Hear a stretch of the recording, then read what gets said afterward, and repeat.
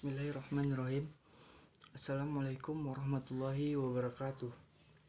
Saya Alam Putra dari kelas G Prodi Agribisnis tahun 2020 dengan NIM D1B0201138. Pada kesempatan kali ini saya akan mereview rusum agama peringatan Isra wal Mi'raj dengan tema mengetuk pintu langit menebar damai di bumi dalam menjaga NKRI dalam rangka peringatan Isra wal Mi'raj Nabi Muhammad SAW 1442 Hijriah yang disampaikan oleh Profesor Dr. Kiai Haji Nasaruddin Umar MA. Yang pertama yang disampaikan oleh beliau yaitu surah Al-Isra ayat 1 yang menjelaskan perjalanan Nabi dari Masjidil Haram ke Masjidil Aqsa. Surah Al-Isra diapit oleh dua surah. Karena hal tersebut, ketiga surah ini sering disebut surah tiga serangkai. Sebelum surah Al-Isra ada surah An-Nahl, artinya lebah, yang menggambarkan kecerdasan intelektual.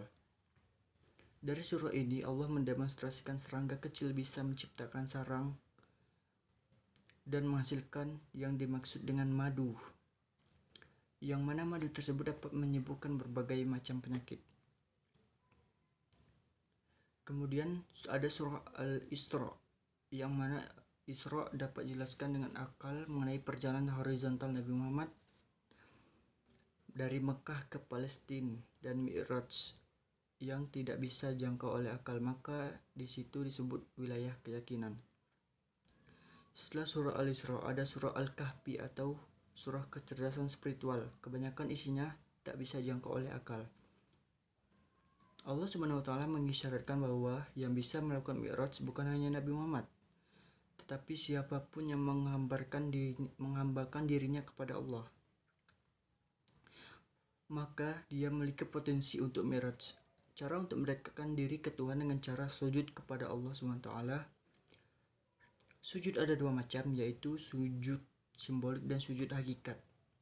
Sujud simbolik yaitu sujud yang menyentuh kepalanya ke lantai, sedangkan sujud hakikat adalah menyerahkan dirinya sepenuhnya kepada Allah Maha Agung di atas segala problematika kehidupan.